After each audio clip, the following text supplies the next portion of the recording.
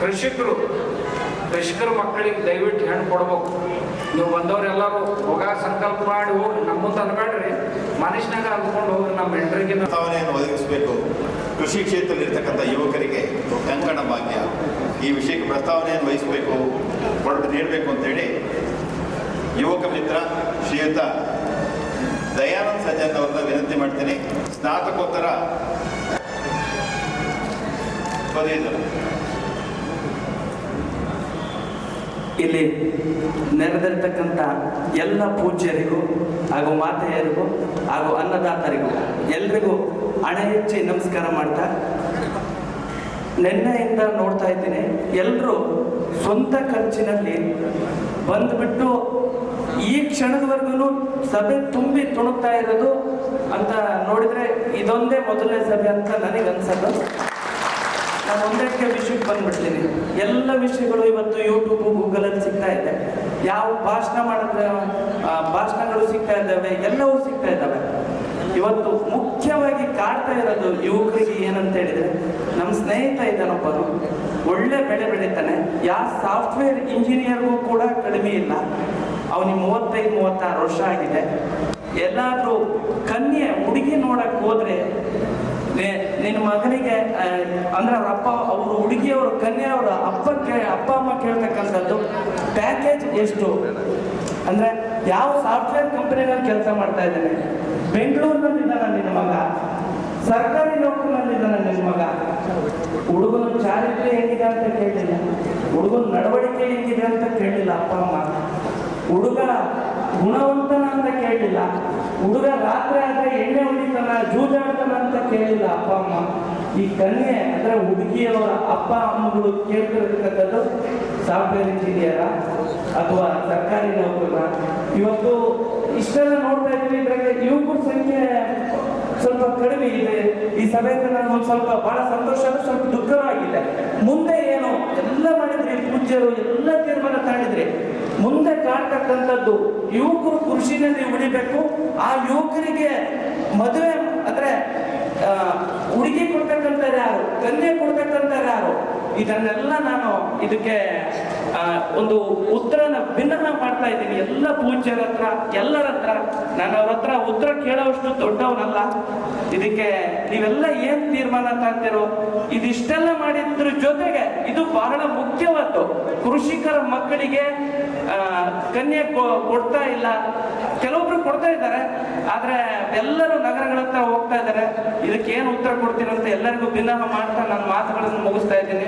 ನಮಸ್ಕಾರ ಎಲ್ರಿಗೂ. ಅದು ಮದುವೆ ಪ್ರಕ್ರಿಯೆ ಈಗ ನಡೀತಾ ಇದೆ. ನಾನು ಕೃಷಿಕರ ಮಗ, ನಾವು ಕೃಷಿ ಮಾಡ್ತಾ ನಾನೊಂದು ಬಿಸಿನೆಸ್ ಮಾಡ್ತಾ ಹೋಟೆಲ್ಲು ಮತ್ತೆ ನಮ್ಮಪ್ಪರು ಹೇಳ್ತಾ ಇರ್ತಾರೆ, ಗುರುಜಿ ಬರೀ ಕೃಷಿಕರು ಬೆಳಿಬಾರ್ದು, ಬೆಳೆದದ್ದನ್ನು ಮಾರಾಟ ಮಾಡಬೇಕು. ಅಂದ್ರೆ ಅದನ್ನ ಕೃಷಿಕ ಉತ್ಪಾದನೆ ಜೊತೆಗೆ ಮಾರಾಟ ಕಲೆ ಕಲ್ತ್ರೆ ಮಾತ್ರ ಅವನು ಉದ್ಧಾರ ಆಗ್ತಾರೆ ಅಂತೇಳಿ ನನಗೊಂದು 4 ವರ್ಷದಿಂದ ಹೋಗಿದ್ರೆ ಖಂಡಿತ ಯಾರು ಕನ್ಯೆ ಕೊಡ್ತೀವಂತಿರಲಿಲ್ಲ.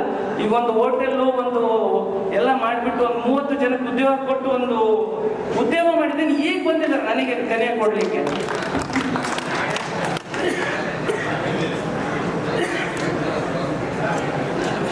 ಚಿತ್ರದುರ್ಗ ನೋಡ್ರಪ್ಪ, ಏನಾದ್ರ ಹೋಗೋದಕ್ಕ ನೀವಿಲ್ಲಿ ಬಂದವ್ರದಿರಲ್ಲ, ಎಷ್ಟು ಮಂದಿರ ಹಣಿ ಮಾಡ್ತೀರಿ?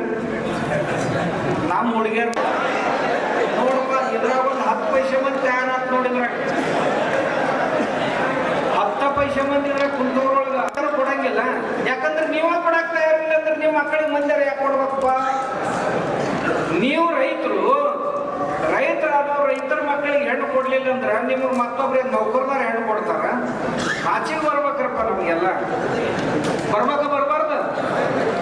ನೀವಾದ್ರೂ ಕೊಡಾಕ್ತಾ ಇರಲಿಲ್ಲ, ನಿಮಗಾದ್ರೂ ಮಂದಿ ಹೆಣ್ಣು ಕೊಡ್ಬೇಕು. ಇದೆಲ್ಲಿ ನ್ಯಾಯ? ನಮ್ಮ ಹೆಣ್ಮಗಳು ತಗೊಂಡು ಹೋಗೋದು, ಬಡಿಗೆ ತಗೊಂಡು ಹೊದಕ್ಕೆ ತಗೊಂಡು ಹೋಗು, ದಿವಸ ಎಲ್ಲ ತಿರುಗಾಡ. ಯಪ್ಪ ಒಬ್ಬ ಸಸಿ ಒಕ್ಕಲ್ತನ ಮಾಡಕ್ಕೆ ಬರ್ಬೇಕು ನಮ್ಮ ಮನೆಗೆ ಅಂತ ಆಕಿನ ಮೇಲಕ್ಕ. ಆಮೇಲೆ ನಿನ್ನ ಮಗಳನ್ನ ಕೊಡು ಒಕ್ಕಲ್ತನ ಮಾಡಾಕ. ಹುಡುಗಿಯರು ಕೊಡು ಹೊತ್ನ್ಯಾಗ ಹುಡುಗನ ಮನ್ಯಾಗ ಹೈನೈತಿಲ್ ಮೊದಲು ನೋಡು. ಆಕಳ, ಎಮ್ಮೆ, ಮೊಸರ, ಮಜ್ಜಿಗೆ, ತುಪ್ಪ ಮಕ್ಕಳಿಗೈತಿ. ಅಲ್ಲೇನು ಬಾಟ್ಲಿ ಕುಡಿಸೋರಿದೆ ಯಾರು ಇವ್ರು ಕೊಟ್ಟು ಯಾರಿಗೆ ಆಗಲೇ ಹೇಳಿದ್ನಲ್ಲ, ಅವ್ರಿಗೆ ನಾವು ರೆಫರ್ ಹೆಸರು ಅನ್ನಂಗಿಲ್ಲ. ಅವಾಗೂ ಚಲೋ ಹುಡುಗರು ಒಂದಿತ್ತು, ಚಲೋ ಅಂದ್ರೆ ಕೈ ಬೆಳೆದ ಮ್ಯಾಗ ಉಳಿದು ಎಲ್ಲ ಅದಾವ. ಅವು ಲಗ್ನ ಆಗಿಂದ 6 ತಿಂಗಳದೊಳಗೆ ಡಿವೋರ್ಸ್ ಅಪ್ಲಿಕೇಶನ್ ಮಾಡಿದವ್ರು 60% ಮಂದಿ ಅದ. ಸಾಫ್ಟ್ವೇರ್ ಇಂಜಿನಿಯರ್ಸ್ 1 ವರ್ಷದೊಳಗನ 60% ಮಂದಿ, 100ಕ್ಕೆ 60 ಮಂದಿ ಡಿವೋರ್ಸ್ ಅಪ್ಲಿಕೇಶನ್ ಮಾಡ್ಯಾರ. ಯಾಕಂದ್ರೆ ಹುಡುಗ ಹುಡುಗಿ ಮಾಡಿದ್ರೆ ನೋಡಂಗಿಲ್ಲ. ಹುಡುಗ ಬರ್ತಾರೆ, ಹುಡುಗಿ ತಗೊಂಡಿರ್ತಿದ್ರು, ಹಾಕೊಂಡು ಎಣ್ಣೆ ಅಂದ್ರೆ ಅವ್ರು ಹೇಳುದೇ. ಮತ್ತೆ ಇದಕ್ಕ ಕೊಟ್ಟಿದ್ರು ಹುಡುಗಿಯವ್ರ ಮನೆಗೆ. ನೋಡ್ರಪ್ಪ, ನೀವು ವಿಚಾರ ಮಾಡ್ರಿ, ಒಕ್ಕಲಿಗರದಿರಿ, ತಿಳುವಳಿಕೊಳ್ಳೋರಿದ್ದೀರಿ. ನಿಮ್ಮಲ್ಲಿ ನಮ್ಮ ಪ್ರಾರ್ಥನೆ ಏನು ಅಂದ್ರೆ, ನಿಮ್ಮ ಮಕ್ಕಳು ಮೊನ್ನೆ ಒಂದು ಊರಿಗೆ ಹೋಗಿದ್ದು ನಾನು, ಚಲೋ ಲಕ್ಷಣ ಅಲ್ಲ. ಇದರಿಂದ ಏನೇನು ಅಕ್ಕಳು ಏನೇನು ಹೇಳಕ್ ಬರಂಗಿಲ್ಲ. ಅವು ಏನು ಅದು ಅನರ್ಥಗಳನ್ನ ಎಲ್ಲಿಗೆ ಬಂದವು ಅಂತಂದ್ರೆ ಅದನ್ನ ಹೇಳಬಾರ್ದು. ಮತ್ತೆ ಯಾವಾಗಾರು ಬಂದ್ರೆ ಹೇಳ್ತಿಲ್ಲ, ಅದು ಕಡಿಕೆ ಸತ್ತರೆ ಹೇಳೋದಿಲ್ಲ. ಏನೇನು ಆಗ್ಯಾವ ಅದ್ರ ದುಷ್ಪರಿಣಾಮ ಅನ್ನೋದು ನೀವು ಸತ್ತಿ ಹೇಳೋದಿಲ್ಲ. ಹೇಳಿದ್ರೆ ನಾ ಹೇಳಬಾರ್ದು. ಒಬ್ಬ ಸನ್ಯಾಸ ಆಗಿ ನೀವು ಗೃಹಸ್ಥರಾದವ್ರು ಅದನ್ನು ಕೇಳಬಾರ್ದು. ನಾನು ಮುಗಿದಿದ್ದಂಥ ಶಬ್ದ ಬರಬಾರ್ದು. ಅದಕ್ಕೆ ತಾವು ದಯವಿಟ್ಟು ನಿಮಗೆಲ್ಲರಿಗೆ ವಿಚಾರ ಮಾಡ್ರಿ, ನಿಮ್ಮ ಮನೆಯವ್ರಿಗೆ ಅಮ್ಮಗಳಿಗೆ ತಿಳಿಸಿ ಹೇಳ್ರಿ. ಅದು ಹುಡುಗಿ ದೊಡ್ಡದಾಗ್ತದೆ, ಕೆಲಸ ಮಾಡ್ತಿರ್ತೈತೆ ಮನ್ಯಾಗ. ತಂಗಿ ಕೈ ಒಟ್ಟ ಕಸ ಮಾಡ್ಕೊಳಕ್ ಹೋಗ್ಬೇಡಿ, ನಿಮ್ ದೊಡ್ಡ ಸಾಯ್ಬ ಕೊಡೋದೀನಿ ಅಂದ್ರೆ ತುಡುಗು ಕೊಡೋದೀನಿ ಅಂತ. ದೊಡ್ಡ ಸಾಯ್ಬ ಕೊಡೋದಂದ್ರೆ ಏನು, ಕೆಲಸ ಮಾಡ್ಲಾರ್ದ ಹೊಡ್ಕೊಂಡು ಬರ್ತಾನಂದ್ರೆ ತುಡುಗನಲ್ಲ. ಮಾಡೋ ಪರಿಶ್ರಮಕ್ಕಿಂತಲೂ ಅಧಿಕ ತರ್ತಿದ್ದ ಅಂದ್ರ ಅವ. ಬಸವಣ್ಣವ್ರು ಹೇಳ್ಯಾರ ಹಿಂಗಂತ, ಆಚಾರ್ಯರು ಹೇಳ್ಯಾರ ನಮ್ಮಲ್ಲಿ. ನೀನು ಮಾಡಿದ ಕೆಲಸಕ್ಕಿಂತಲೂ ಅಧಿಕ ತಗೊಂಡು ಬಂದೆ ಅಂತಂದ್ರೆ ತಂದದ್ದು ಹಳತನನ ಅದು. ಅದಕ್ಕಿಂತಲೂ ಒಕ್ಕಲಿಗರಿಗೆ ಏನು ಕಷ್ಟ ಅಂದ್ರೆ, ನಿಮ್ಮೊಂದು ಮಾತು ಹೇಳಿರೋದು ನಾವು 2011 ಅಬ್ದುಲ್ ಕಲಾಂ ಗುಲ್ಬರ್ಗಾಗೆ ಬಂದಿದ್ರು. ಇಲ್ಲಿ ಬಂದಾರ ಗುಲ್ಬರ್ಗಾದವ್ರು. ಕಲಬುರಗಿ ಕಂಪು ಅನ್ನೋ ಕಾರ್ಯಕ್ರಮ. ಅಬ್ದುಲ್ ಕಲಾಂ ಕಾಲೇಜು ಮತ್ತು ಹೈಸ್ಕೂಲ್ ವಿದ್ಯಾರ್ಥಿಗಳು 1 ಲಕ್ಷ ವಿದ್ಯಾರ್ಥಿಗಳು ಅಲ್ಲಿ ಕೂಡಿದ್ರು. ಅವರೆಲ್ಲರಿಗೆ ನಾವು ಇದ್ದೀವಿ ಅಲ್ಲಿ ಸಿದ್ದೇಶ್ವರ ಅಪ್ಪೊಳಗು ಅಲ್ಲಿದ್ದೆ. ಅಬ್ದುಲ್ ಕಲಾಂ ರಾಷ್ಟ್ರಪತಿಗಳು ಅವಾಗ ಎಲ್ಲರಿಗೆ ಭಾಷಣ ಮಾಡಿದ್ರು. ನೀವು ಇಂಜಿನಿಯರ್ ಆಗಬೇಕು, ಡಾಕ್ಟರ್ಸ್ ಆಗಬೇಕು, ಸೈಂಟಿಸ್ಟ್ ಆಗಬೇಕು ಎಲ್ಲ ಹೇಳಿದ್ರು. ಆಮ್ಯಾಗ ಹುಡುಗರು ಪ್ರಶ್ನೋತ್ತರ ಶುರುವಾದ. 9ನೇತ್ತೆ ಹುಡುಗ ಒಂದು ಪ್ರಶ್ನೆ ಮಾಡಿದ ಅಬ್ದುಲ್ ಕಲಾಂ ಅವ್ರನ್ನ, ಸರ ನೀವು ಡಾಕ್ಟರ್ ಆಗ್ಬೇಕಂದ್ರಿ, ಇಂಜಿನಿಯರ್ ಆಗ್ಬೇಕಂದ್ರಿ, ಸೈಂಟಿಸ್ಟ್ ಆಗ್ಬೇಕಂದ್ರಿ, ಇವ್ರಿಗೆಲ್ಲ ಕೂಳ್ಯಾರು ಹಾಕೋರು ಅಂತ ಕೇಳಿದ್ರು. ಕೂಳಂದ್ರೆ ಕೇಳಿ ನಾನು ಎಲ್ಲ ಜವಾರಿನೇ ಇರ್ತಾವ, ಇದೊಂದು ತಲೆಯಾಗಿ ಇಟ್ಕೊಳ್ಳಿ. ಅವ್ರಿಗಂತ ನಾ ಕೂಡಂದೆ, ನಿಮಗಾಗಿದ್ದು ಊಟ ಅಂತಿದ್ ನಾನು. ಇವ್ರಿಗೆಲ್ಲ ಯಾರು ಹಾಕವ್ರಿ ಅಂತಂದ್ರು. ಹುಡುಗಂದವ ಕೇಳಿದ ಪ್ರಶ್ನೆ, ಮತ್ತು ಒಕ್ಕಲಿಗೆ ಆಗ್ಬೇಕು ಅಂತ ನೀವು ಹೇಳಿಲ್ಲಲ್ರಿ, ಹಂಗಾದ್ರೆ ಇವ್ರಿಗೆ ಊಟ ಹಾಕವ್ರು ಯಾರು ಅಂತ ಕೇಳಿದವ. ಅಬ್ದುಲ್ ಕಲಾಂ ಸ್ತಬ್ಧ ಆಗಿಬಿಟ್ರು. ಆಗ ಮುಂದೆ ಊಟಕ್ಕೆ ಹೋದ್ರ ಆ ಡೈನಿಂಗ್ ಹಾಲ್ನೊಳಗೆ ಅಬ್ದುಲ್ ಕಲಾಂರು ಆ ಹುಡುಗಂತ ಚರ್ಚೆ ಮಾಡ್ತಿದ್ರು. ಅವ್ರ ಜೊತೆ ನಮ್ಮ ಗುರುರಾಜ್ ಕರ್ಜಿಗೆ ಅವ್ರು ಹೋದ್ರು ಹೆಲಿಕಾಪ್ಟರ್ದಾಗ.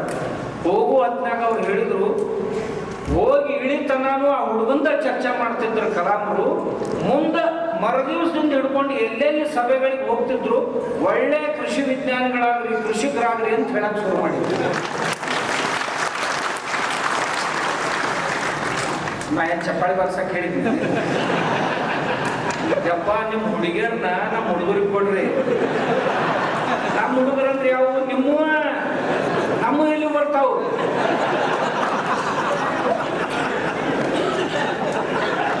ಒಕ್ಕಲಿಗರ ಮಕ್ಕಳು ಅಟ್ಟ ನಮ್ಮ ಅಂತಿನ, ನಮ್ಮ ಹುಡುಗರು ಯಾರು ಅವ್ರು ಹೋದ ಅವ್ರು ನೋಡ್ಕೊತಾರೆ. ಒಕ್ಕಲಿಗರ ಜವಾಬ್ದಾರಿ ನಮ್ಮ ಮ್ಯಾಗ ಐತಿ, ಈಗ ಸ್ವಾಮಿಗಳ ಮ್ಯಾಗ. ಯಾಕ್ರಪ್ಪ ಜವಾಬ್ದಾರಿ ತಗೊಳಿದ್ರೆ ಎಲ್ಲ ಮಠಾಧೀಶರಲ್ಲಿ ನಮ್ಮ ಪ್ರಾರ್ಥನೆ, ಒಕ್ಕಲಿಗರ ಮಕ್ಕಳ ಲಗ್ನ ಮಾಡಿಸೋ ಜವಾಬ್ದಾರಿ ನಮ್ಮ ಮಕ್ಕಳು ಎಲ್ಲರೂ ತಗೋಬೇಕು. ಏನು ಹೇಳ್ತಾರೆ ಹೇಳ್ರಿ, 100 ಸುಳ್ಳು ಹೇಳಿ ಒಂದು ಕಲ್ಯಾಣ ಕಾರ್ಯ ಮಾಡಿಸ್ಬೇಕಂತ. ಆ ಒಟ್ಟು ನಮ್ಮ ಹುಡುಗರು ಲಗ್ನ ಮಾಡಿಸೋ ಕೆಲಸ ನಮ್ಮ. ನೀವು ಮಾತ್ರ ಒಟ್ಟ ಕೊಡಕ್ಕೆ ಹೋಗ್ಬೇಡಿ ಹುಡುಗಿಯರ್. ನಾವು ನಿಮ್ಮ ಮನೆಗೆ ಮಾತ್ರ ಅವ್ರು ಬರ್ಬೇಕು. ಏನು ನಿರ್ಲಜ್ಜರು, ಹಂಗಾಗ್ಬಾರ್ದು. ನೀವೆಲ್ಲರೂ ಮನಸ್ಸು ಮಾಡ್ಬೇಕು. ಈಗ ಯಾರ್ಯಾರು ಕೈ ಎತ್ತಿಲ್ಲಲ್ಲ ಮುಟ್ಟಾಡ್ರು. ನಮ್ಮ ಮನ್ಯಾಗ ಹುಡುಗಿಯರ ಇಲ್ರಿ, ಅದಕ್ಕೆ ನಾವು ಎತ್ತಿಲ್ಲ ಅದೀವಿ.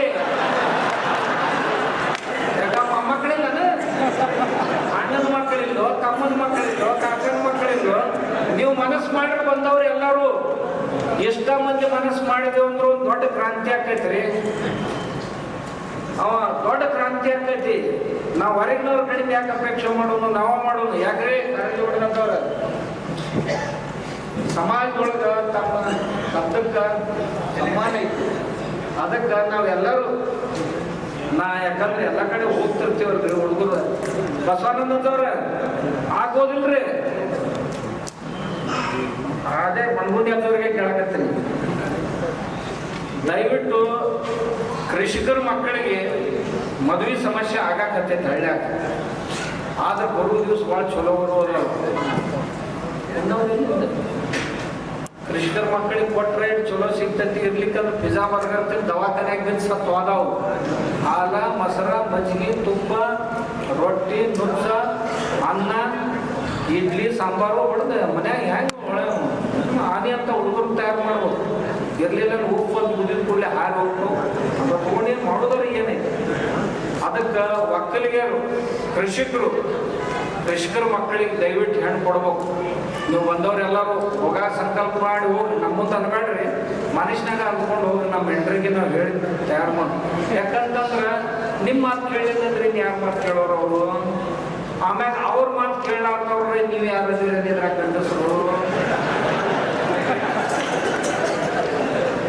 ಪರಸ್ಪರಂ ಭಾವಯಂತಹ ಪರಮ ಪ್ರೇಮ ವಾಪ್ಸ ಹಿಂಗೆಲ್ಲ ಆಗೋದ್ರೆ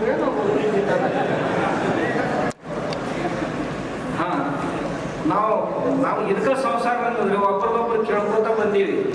ಅದಕ್ಕೆ ದಯವಿಟ್ಟು ಮಕ್ಕಳಿಗೆ, ಹೆಣ್ಣು ಮಕ್ಕಳಿಗೆ ಮನ್ಯಾಗ ಎಲ್ಲ ಕೆಲಸ ಮಾಡಕ್ ಕಲಿಸ್ರಿ. ಒಕ್ಕಲ್ತನ ಕೆಲಸ ಭಾಳ ಮಂದಿ ಮಾಡ್ತಾರೆ, ಇಲ್ಲಂತಲ್ಲ.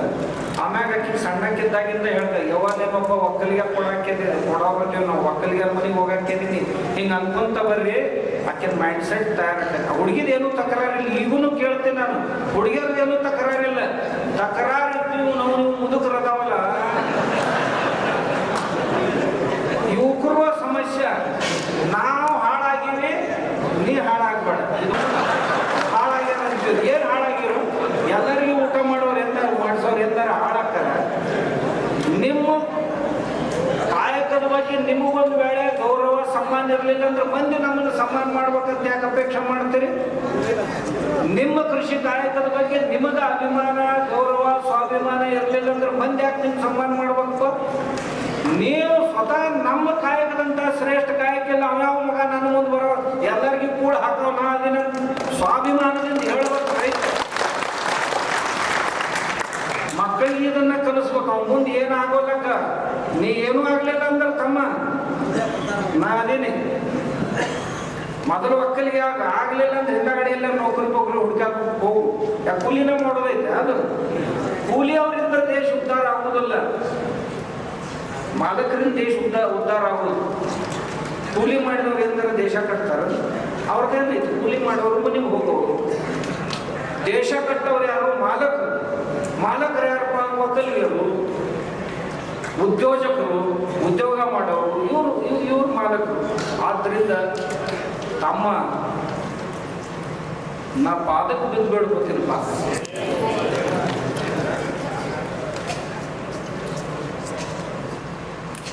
ತಯಾರದ್ರಿ?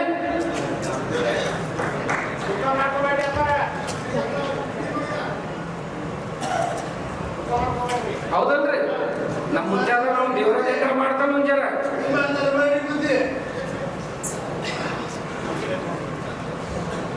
ಎಲ್ಲರೂ ಒಂದ್ಸಲಿ ನಿಂತ್ಕೊಂಡು ಆ ಮಾತಿಗೆ ನಾವು ಗೌರವ ಕೊಡ್ತೀವಿ ಅನ್ನೋದನ್ನು ಸೂಚಿಸೋಣ.